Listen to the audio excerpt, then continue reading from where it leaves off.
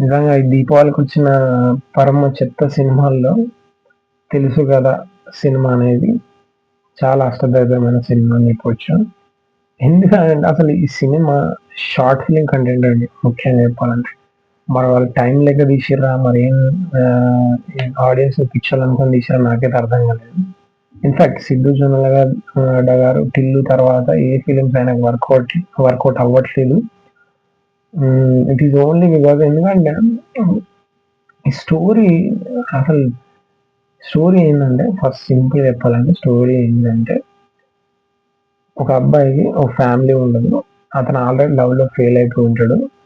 ఇప్పుడు ఇప్పుడు మళ్ళీ ఏ అమ్మాయి అయినా అతని లైఫ్‌లోకొస్తే అతని ఎమోషన్స్ ప్రతీది అతని చేతుల్లో ఉండాలి. కంట్రోల్‌లో ఉండాలి.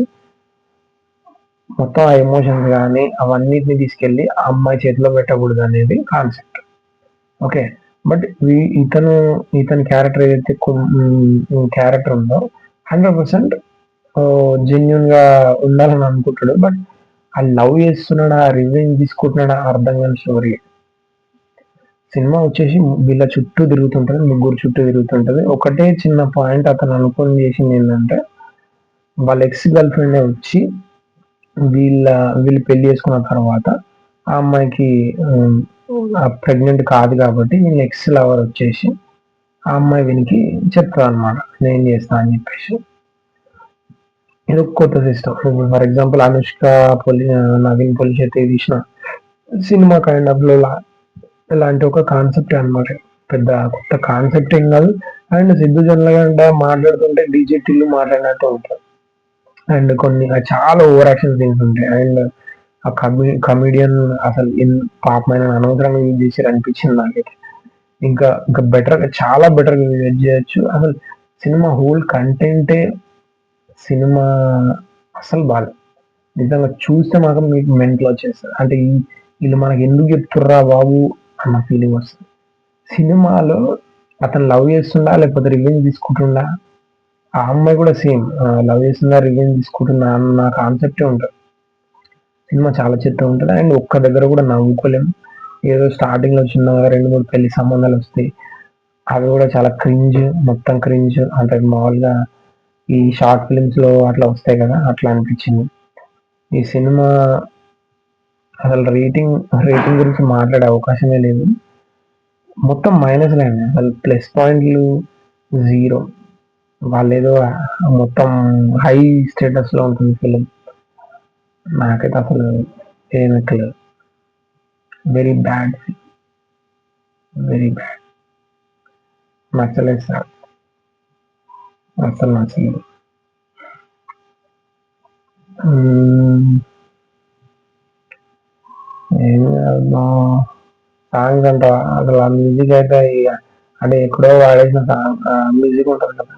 దాన్ని తిప్పి కొడతాడు. తమన్ సార్‌ని ఇగ మనం తమన్ సార్ తోపు అనుకుంటాం గానీ అంత కాదు. దేనికి ఏది కొట్టాలనో అదే కొడతాడాయన. అండ్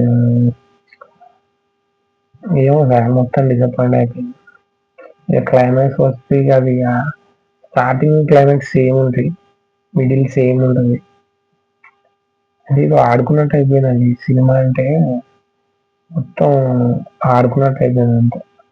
అంత ప్యాషన్ అంతా తగ్గిపోతుంది వీళ్ళందరికి. డబ్బులు ఎక్కువైపోయాయి అనుకుంటా.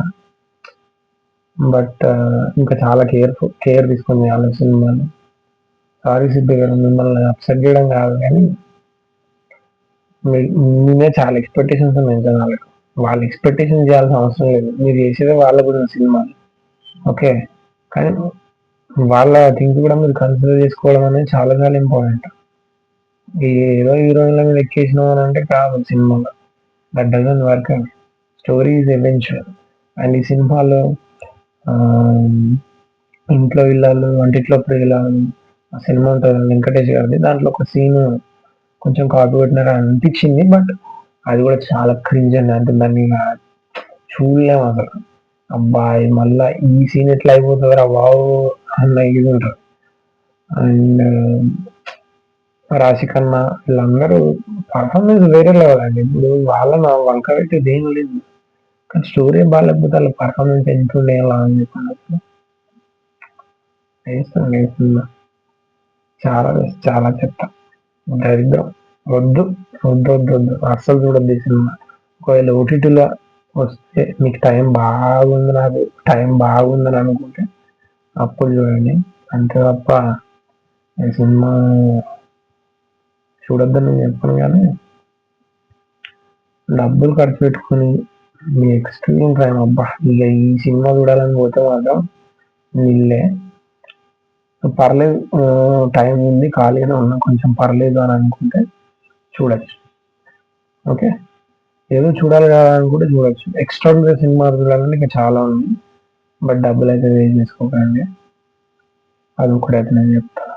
ఓకే ఓకే, సబ్స్క్రైబ్ చేసుకోండి, ఎందుకంటే నెక్స్ట్ మూవీస్ ఇంకా ఉన్నాయి, చాలా మూవీస్ ఉన్నాయి. ఇది టెక్నా ఛానల్స్ అనే కాదు, నెక్స్ట్ ఈ ఛానల్ నేమ్ కూడా చేంజ్ అవబోతుంది, నవీన్ లైఫ్ అండ్ సినిమా.